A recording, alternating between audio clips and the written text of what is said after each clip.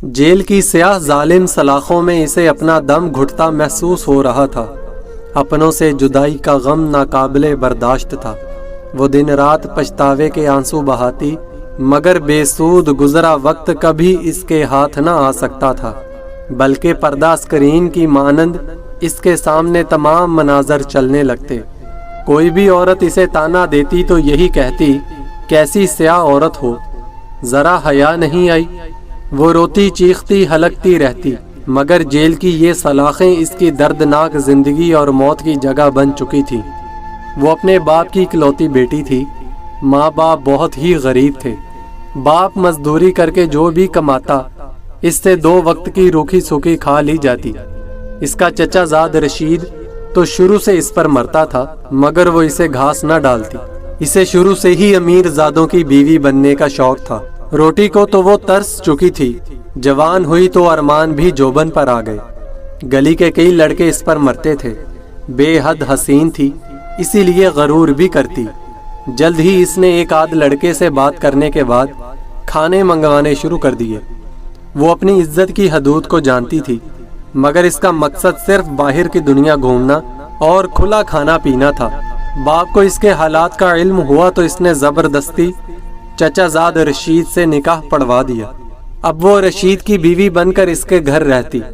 رشید جو کہ سموسوں کی ریڑھی لگاتا تھا، شادی کے شروع میں تو وہ اچھا خاصا کھلاتا رہا، مگر آہستہ آہستہ وہی پرانے دن آنے شروع ہو گئے جب وہ بھوک سے بے حال ہوا کرتی تھی۔ رشید تو اسے بالکل ناپسند تھا۔ وہ اسے محبت سے دیکھتا بھی تو اسے خوب ڈانٹتی اور اپنی طرف دیکھنے سے بھی منع کر دیتی۔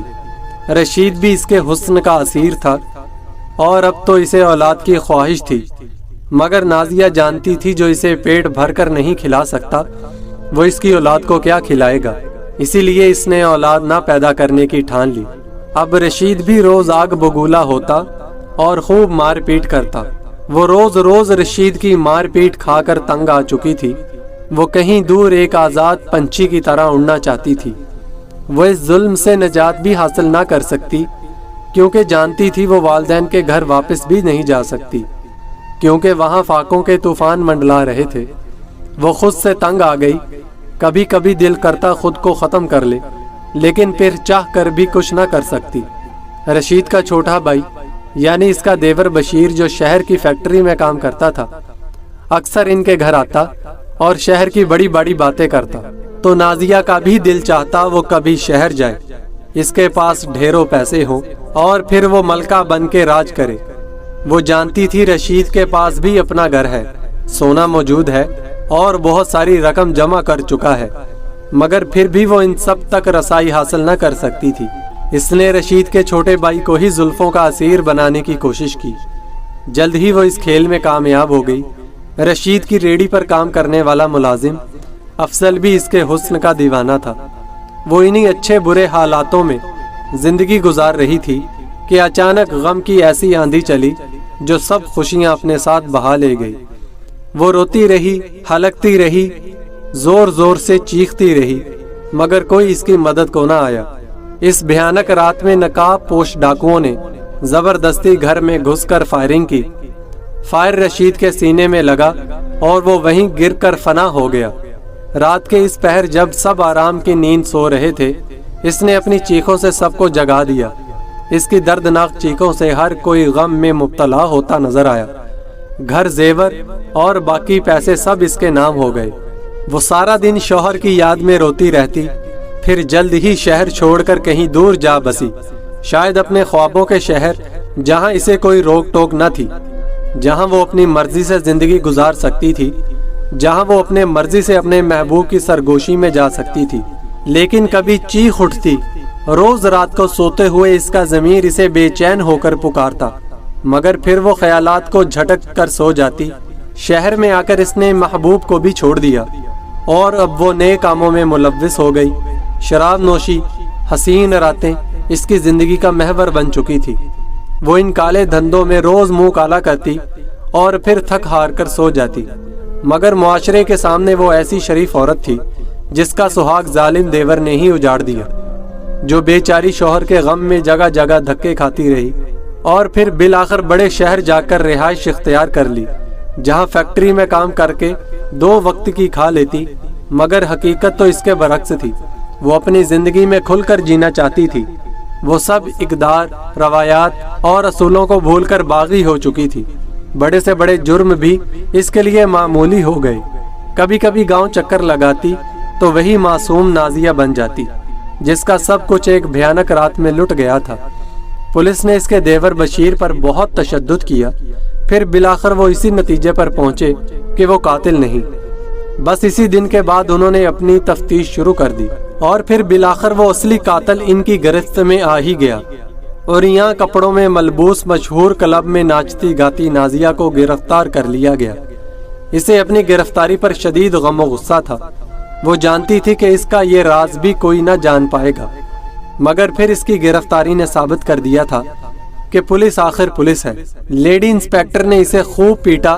وہ بار بار اس کے جرم کی داستان پوچھ رہی تھی، مگر نازیہ تھی کہ بس رونی صورت بنا کر یہی کہتی، میں نے کچھ نہیں کیا۔ روز اسے خوب مار پڑتی۔ آخر جسم کے زخموں کی خاطر تنگ آ کر اس نے حقیقت آشکار کر دی۔ رشید مجھ پر ہمیشہ ظلم کرتا تھا۔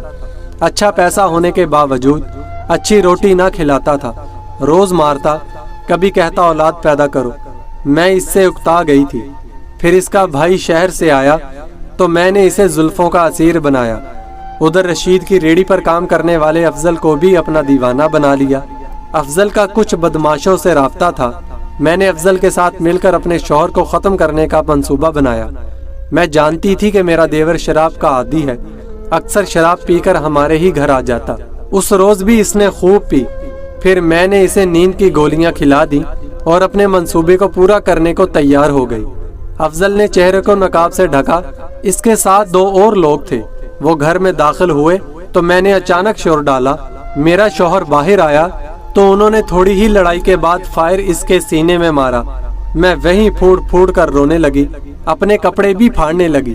پھر افضل کی اسے پستول بشیر کے ہاتھ میں پکڑا کر اسے صحن میں لٹا دیا، اور میں نے پولیس کو یہی بیان دیا کہ یہ ظالم میری عزت لوٹنا چاہتا تھا، اور میری عزت کے رکھوالے میرے ہی شوہر کو، اپنے سگے بھائی کو موت کی نیند سلا دیا اور صدمے سے بے ہوش ہو گیا۔ میں افضل کے ساتھ کئی دن شہر رہی۔ اس نے مجھ سے بے وفائی کی۔ میں نے اسے چھوڑ کر نشہ شروع کر دیا۔ میں نے اپنے آپ کو باغی کرنا چاہا۔ میں اپنی مرضی سے جینا چاہتی تھی، مگر ان سب میں غلط، صحیح، حرام، حلال، اقدار، روایت سب بھول گئی۔ میں بہت بری عورت ہوں۔ وہ اپنا بیان دیتے ہوئے پھوٹ پھوٹ کر رو دی۔ لیڈی پولیس نے بیان لکھنے کے بعد نازیہ سے کہا، اب پچھتانے کا کیا فائدہ؟ جب تمہیں اللہ نے عزت کی زندگی دی تو تم نے قدر نہ کی اور سوچا کہ دنیا کو دھوکہ دے سکو گی، مگر تم بھول گئی کہ اصل طاقت اللہ کی ہے۔ مجرم چاہے کتنا ہی چالاک کیوں نہ ہو، وہ اپنا جرم کبھی نہیں چھپا سکتا۔